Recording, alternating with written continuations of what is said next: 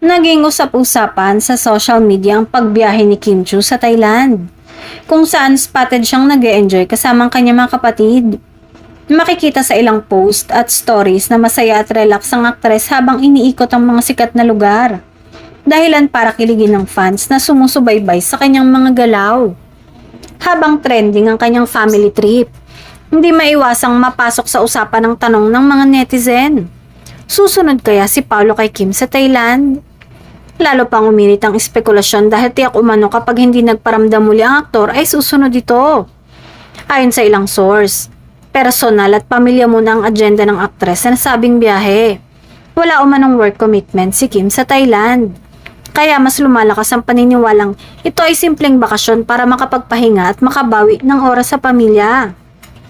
Samantala, nananatiling tahimik si Paolo Avellino at walang inilalabas na indikasyon kung may plano ba siyang bumiyahe o makasunod sa aktres. Sa kabila nito, mapapansin ng masusugid na tagahanga ang patuloy na pagbanggit sa kanilang dalawa sa social media. Mula cryptic post hanggang sa kilig comments ng Kimpo fans. May ilan ding nagsasabing mas pinipili raw ng dalawa na panatiling pribado ang anumang personal na ganap sa kanilang buhay. Kaya kahit may matinding pag-aabang, walang kumpirmasyon kung ang Thailand trip ba ni Kim ay may kasunod pang mas special na pagkikita. Sa ngayon, bakasyon muna si Kim. Tahimik naman si Paolo. At ang fans ay patuloy sa pag-aabang. Totoo man o hindi ang espekulasyon, isang bagay ang sigurado. Kahit magkalayo, buhay na buhay pa rin ang kilig at intriga sa Kim Pao.